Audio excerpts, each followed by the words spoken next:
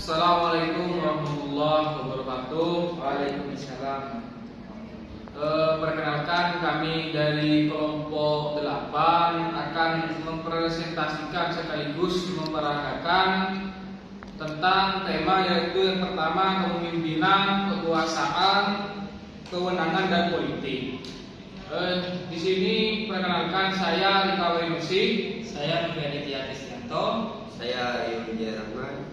yaitu akan membahas tentang teori kekuasaan, kewenangan dan politik. Mungkin langsung saja.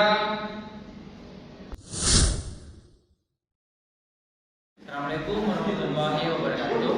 Saya Novi Aditya Kristianto. Di sini saya akan sedikit memaparkan atau menjelaskan tentang kekuasaan.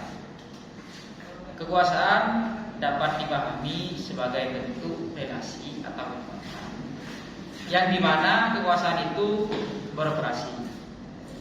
Kekuasaan mesti dipahami sebagai suatu yang melanggengkan relasi itu sendiri,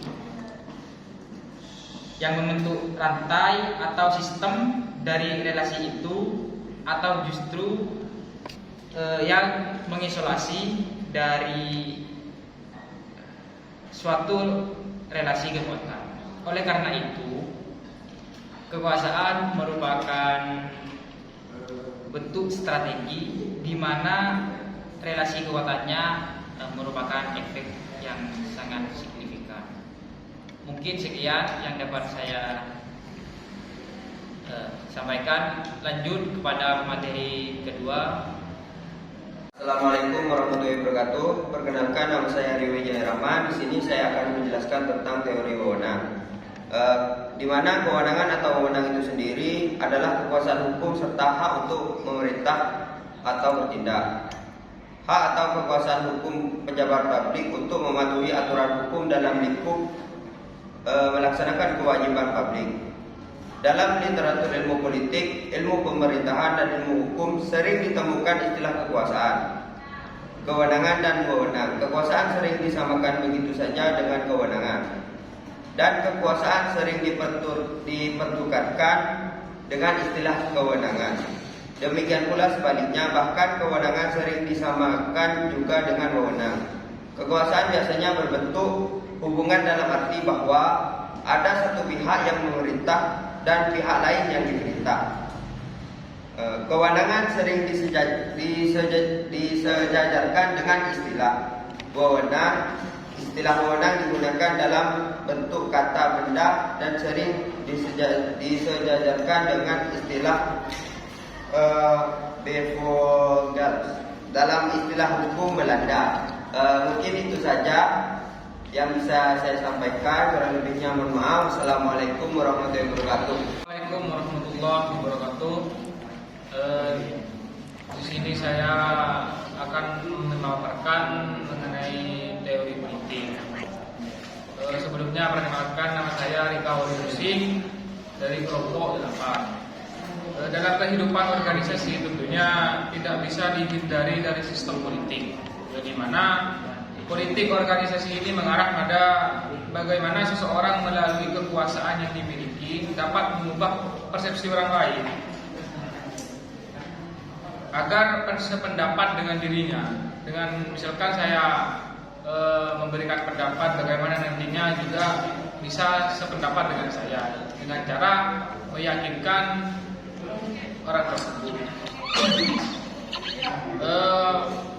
Praktik politik dalam organisasi, utamanya manajer dalam menggunakan taktik dan strategi untuk mempengaruhi aktor lain dengan menggunakan sumber kekuasaan yang dimiliki. Yang pertama yaitu membentuk kolasi, sebuah kerjasama. Yang kedua adalah mengubah persepsi dan tindakan pihak lain. Dan yang ketiga adalah melaksanakan negosiasi dan tawar-menawar dengan pihak lain yang bersinggungan dengan kepentingan kita untuk mendapatkan suatu kompromi. Yang keempat adalah memilih waktu yang tepat untuk setiap tindakan. Situasi menguntungkan kita sebagai seorang manajer. Dalam melakukan politik organisasi ini, tentunya kita harus berperilaku etis. Artinya dengan kekuasaan yang kita miliki, kita tidak boleh semena-mena kepada bawahannya atau hanya untuk mementingkan diri saya sendiri. Misalnya kita mempengaruhi orang lain dalam rangka kepentingan bersama, bukan hanya kepentingan pribadi atau sebelah pihak saja. Kita harus senantiasa memberikan kesempatan yang sama kepada orang lain untuk berpendapat seperti itu. Mungkin hanya itu yang dapat saya sampaikan. Kurang lebihnya saya mohon maaf. Wassalamualaikum warahmatullahi wabarakatuh. Bismillahirrahmanirrahim. Assalamualaikum warahmatullahi wabarakatuh. Waalaikumsalam warahmatullahi wabarakatuh. Baik, langsung saja di sini saya akan membahas mengenai diklat MPI-an yang akan dilaksanakan pada bulan depan. Di sini mungkin ada opsi tempat mengenai diklat yang akan dilaksanakan. Jadi saya ini mempunyai suatu opsi tempat yang pertama yaitu di daerah Tebul, Pegantengan, Pamekasan itu di daerah utara yang berlokasi di desa Pegantengan. Itu masalah fasilitasnya itu bagaimana? Mengenai fasilitas ini, insya Allah dari kamar mandi ini sangat terpenuhi, dari air insya Allah sudah terpenuhi mas, dan untuk respon masyarakatnya juga baik. Bagaimana mas? Saya juga mempunyai opsi kalau diklat ini akan saya laksanakan di Lampung, karena mengingat tahun lalu itu berjalan dengan sangat baik, meriah, juga lancar, respon masyarakat juga welcome kepada kita. Untuk fasilitas yang hampir sama, kamar mandi, gedungnya juga baik.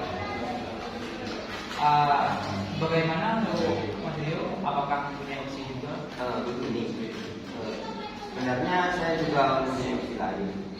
Bagaimana kalau tingkat ini diadakan di desa Tujuan, mengingat di sana dekat dengan pondok pesantren. Jadi biar para peserta itu mempunyai pengalaman bagaimana menjalani hari-hari di dekat pondok pesantren, kan bisa berdampak positif terhadap peserta. Di sini saya tampung dulu opsi dari teman-teman mengenai tempat yang pertama yaitu di desa Pegantengan, Tebul, yang kedua yaitu di Lampung, dan terakhir di Krenbuan. Jadi seperti ini mas. Mengenai opsi tempat ini saya lebih setuju di Pegantengan.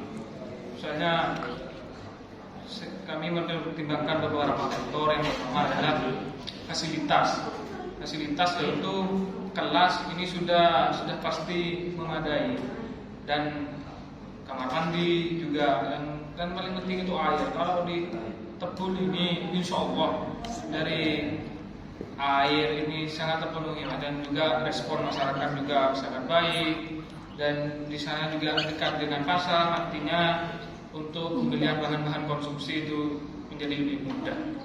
Dan mengingat dari angkatan pertama, angkatan 2017-2018 ini diklat KMPI ini sudah terbiasa dilaksanakan di Tebul. Jadi mungkin nanti lobbynya lebih mudah gitu mas. Untuk transportasinya itu bagaimana? Karena mengingat Tebul itu lumayan jauh untuk transportasi. Untuk transportasi nanti dari pihak acara itu sudah mempersiapkan, itu sudah ada. Untuk kendaraan itu sudah tersedia, dan dari pihak humas juga menghubungi di lokasi. Baik, saya sebagai pemegang kewenangan di sini akan memutuskan bahwa kita bulan mendatang akan dilaksanakan di desa Tebul. Untuk survei lebih lanjut, saya akan memberikan tugas kepada kalian untuk menyusun lebih lanjut desa Tepul yang akan diadakan diklat.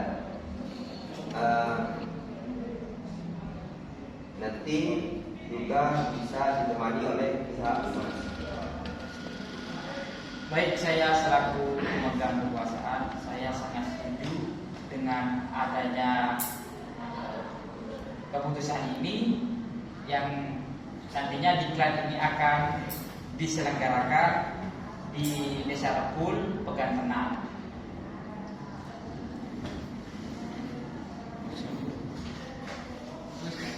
Mungkin hanya itu pemaparan dari kelompok 8.